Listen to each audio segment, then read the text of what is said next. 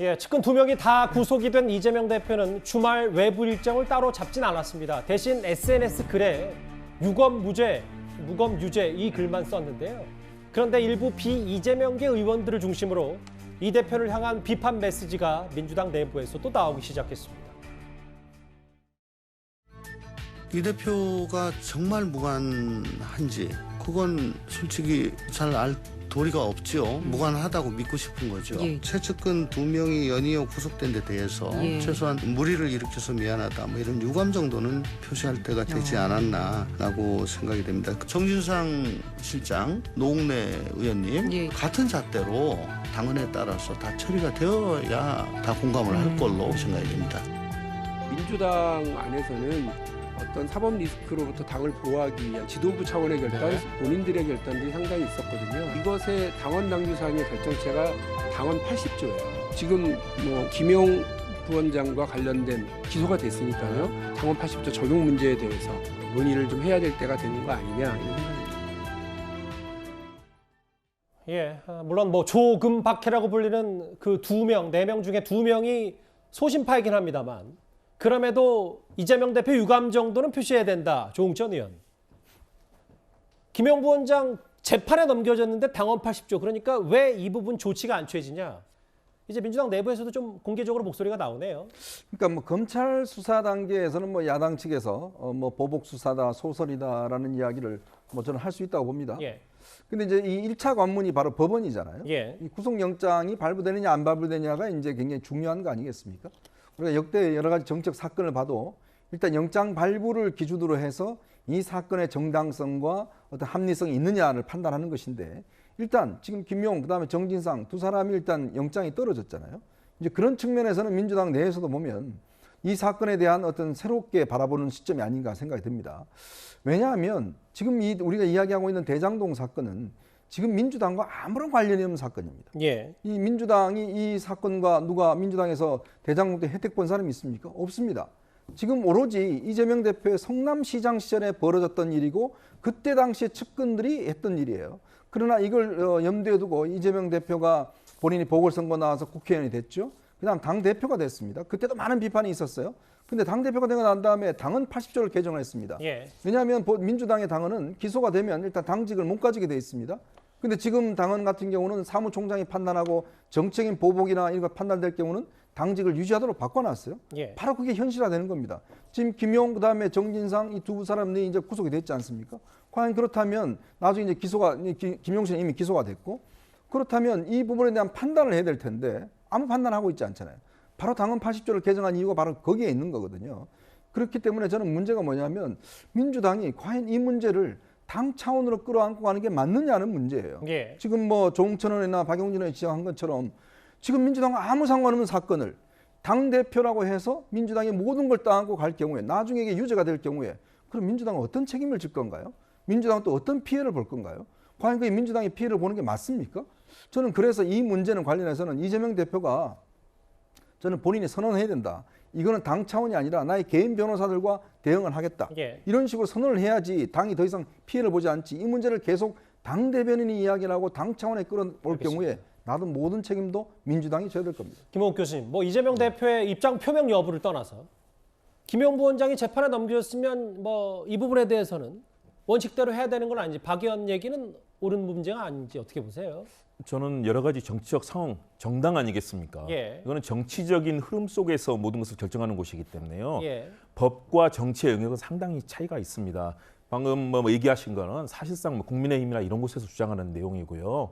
또 보수적인 분들이 말씀하시는데요. 지금 이 상황은 정당 민주주의에 대해서 검찰이 그동안 보여줬던 굉장히 깊숙한 간섭들 그리고 여야 정당이 있으면은 정당 민주주의는 최소한도 그런 균형의 이거는 지점이 있어야 진영 되거든요. 문제가 아니라 원칙 문제 아닐까요? 그건 두 가지가 있습니다. 예. 왜냐하면 정당 민주주의는 예. 최소한의 정당의 영역, 정치적 영역과 검찰의 영역, 사법의 영역이 분명하게 일정한 선이 있어야 되는데 지금은 모든 것을 다 검찰로 가져가고 법원으로 가져가고 법원은 검찰이 모든 것을 다 재단하고 이런 상황이 돼 있기 때문에 저는 이 지금 상황은 정치적 박해고 보복이고 야당 탄압이라는 일단 야당 내 공감대가 있기 때문에 이루어지는 거고요. 예. 조응천 의원 같은 경우는 뭐 지금도 본인이 검사라고 생각하는 것 같아요. 과거의 검사처럼. 조홍천 의원은 항상 그런 식의 발언을 해왔기 때문에 이런 예. 때는 당이 위기에 있고 왜 당이 이런 고민을 하고 정당 예. 민주주의가 이런 이 검찰의 칼날에서 훼손되고 있을 때 거기에 대해서 최소한도 정당원으로서 입장을 얘기해야 되는데 그게 아니고 마치 제3의 방관자처럼 제가 얘기하는. 계속 말씀드려 죄송한데 조홍천 의원도 또 나름 당을 애정하는 마음에서 지금 이대로 가면 당이 위험천만해질 수 있으니 적당한 선에서 끊으면 어땠냐는 정도의 고언 아닐까 싶습니다. 그동안에 조홍천 의원은 항상 이런 입장이었습니다. 중요한 당의 그런 고비가 있을 알겠습니다. 때 항상 자신의 입장이라고 얘기하면서 예. 다른 엉뚱한 얘기를 많이 했었죠. 그러나 충심이 있으리라고 저는 생각을 하는데요. 예. 그럼에도 불구하고 분명한 것은 정치와 사법의 영역은 분명히 다르다. 알겠습니다. 그리고 예. 정당 민주주의에 대해서 분명히 존중하는 게 있어야 되는데 지금은 마치 정당이 사법의 단죄 칼날을 받고 있고 거기서 모든 것이 결정되는 것처럼 얘기되는 알겠습니다. 것은 예. 민주주의의 삼권 분립의 원칙에도 맞지도 않고요. 저는 그 부분은 좀 더 좀 지켜봐야 된다고 아니 봅니다. 김웅 교수님 정치학 박사신데 그러면 정당은 법의 취해법권 지역인가요? 정당은 법의 영역에 아무런 상관이 없습니까? 아니죠. 아니, 당연히 법적인 그렇죠. 측면에서 정당도 법에 의해서 좌우되는 거지 예. 대장동하고 정당 민주화가 무슨 상관이 있습니까? 예. 아니죠. 이 정치의 영역에 사법부가 관여를 하게 될 경우는 최소한의 선을 지켜야 되는 것이고요. 예. 그리고 명확한 증거를 제시하고 해야 되는데 지금까지는 명확한 증거 없이 그런 진술과 그런 프레임 속에서 계속 진행이 되기 때문에 그 예. 부분에 대한 반박이 알겠습니다. 예. 정치권에서 나오는 겁니다. 뭐 계속 다시 또 토론이 돌고 돌까봐 제가 여기서 끊는데 뭐 일단 그럼에도 법원은 영장을 또 발부했기 때문에 뭐 지금 민주당 입장에서는 약간 위기라는 거는 뭐 김홍국 교수님도 공감을 하실 테고요. 예. 일단 뭐 최측근 2명이 구속이 됐기 때문에 오늘 이재명 대표는 관련 질문에 말을 아끼는 모습이었습니다. 영상 한번 만나보겠습니다. 대표님 남은 변호사가 사사동의로 이재명 성남시장실 지분이라고 들었다는 증언을 했는데 여기 대해서 한 말씀 해주실 수 있을까요? 남욱 변호사가 1년 전에 수사 당시에 진술하지 않은 이유로 뭐 선거도 있었고 겁도 많아서 사실대로 말하지 못했다고 답을 했는데 이에 대한 대표님 입장 좀 들어볼 수 있을까요? 당내에서는 계속되는 채점 구성일제 대표님이 유감 표명이라도 하셔야 되는 거 아니냐 목소리도 나오고 있거든요. 자 이제 여기까지만. 대표님 정치적 결단을 말씀하시는 분인데. 예, 여기까지만 하시죠. 아이고. 일단 오늘도 여러 말을 하지 않았던 이재명 대표인데 그런데 일부 언론 보도에 따르면 이재명 대표 역시 연이은 측근들의 구속으로 적지 않은 충격을 받은 것으로도 전해지고 있습니다. 이재명 대표의 최근 발언 한번 모아봤습니다. 지금 두렵습니다. 지금 검찰 있는 제도 덮고 없는 제도 만들 수 있다고 믿는 조직들입니다. 이번에는 제가 지면 없는 죄 만들어서 감옥 갈 것 같습니다, 여러분. 이제 자기소개 하시죠. 뭐 특별히 소개 말씀드릴 건 없고요. 요즘 상황이 워낙 좀 안 좋아서 뭐 우울증에 걸렸다고 그럴까 그런 상태인데 전태일 열사 얘기를 나눈다고 하니까 요즘 상황하고 좀 이렇게 겹쳐서 좀 뭐라 그럴까 좀 말하기가 좀 어렵네요. 가장 최근 발언과 지난 대선 때 발언을 저희가 모아봤는데 홍 의원님. 네. 요즘 워낙 안 좋아서 상황이 우울증에 걸렸다고 해야 될까? 뭐 이거는 뭐 이태원 참사 관련된 얘기라고 민주당이 덧붙이긴 했습니다만 그런 상태다. 그리고 오늘 동아일보 보도에 따르면 최근에 이재명 대표 생일이었는데 몇몇 당직 의원들만 참석해서 조촐하게 축하를 했다. 이 대표가 어떻게 해야 된다고 국민의힘에선 보세요?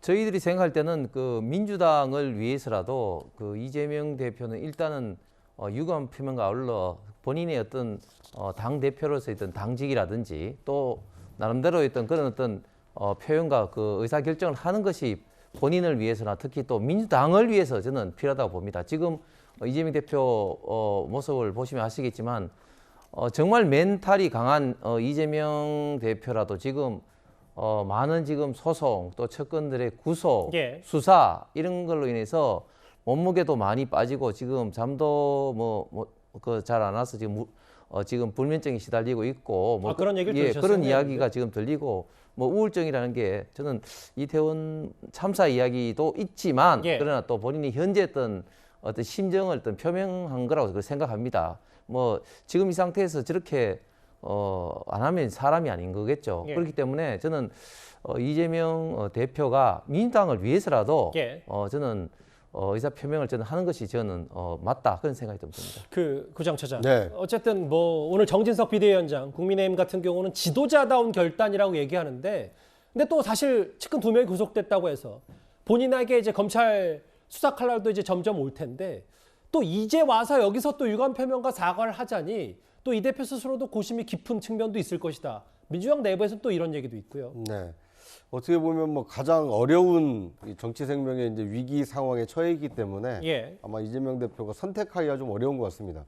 그 뭐 좌진상 우 김용이라는 얘기가 있을 정도로 인체의 비유를 하면 두 팔이 지금 잘려나간 형국 아닙니까? 물론 뭐 이것이 구속이고 아직 최종 유죄 판결을 받은 건 아니지만 지금 정치 상황만 놓고 보면 이재명 대표의 좌우에서 이재명 대표의 어떤 정치적 미래를 함께 개척해 나가야 될 최측근 2명이 구속된 상황이기 때문에 예. 이재명 대표가 대표로서 당을 이끌어 나가는데도 상당히 어려움이 있을 수밖에 없고, 또 정치인으로 바로 서기에도 상당히 좀 어려운 상황이기 때문에 앞으로 어떻게 이재명 대표가 이 상황을 헤쳐나갈지 좀 지켜볼 필요가 있어 보입니다. 알겠습니다. 야당 내부에서도 물론 뭐 비이재명격이긴 합니다만 본격적인 공개 발언들이 쏟아지기 시작했습니다.